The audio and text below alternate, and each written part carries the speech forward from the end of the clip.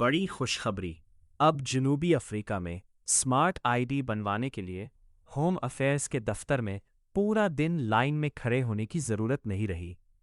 Home affairs minister Leone श्राइबर ने बताया कि बैंकों के साथ नई डिजिटल पार्टनरशिप ने कमाल कर दिया है।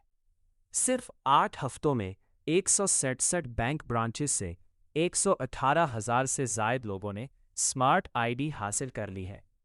4070। सोचो, पहले एक दिन लगता था, अब सिर्फ 5 मिनट में काम हो जाता है। ना कोई बुकिंग, ना कागजात की झंझट। बायोमेट्रिक सिस्टम ने करप्शन के दरवाजे भी बंद कर दिए हैं।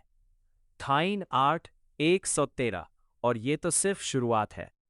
श्राइबर का कहना है कि 2026 के आखिर तक ये सर्विस 750 बैंक ब्रांचेस तक पहुंचेगी, हर कोने में।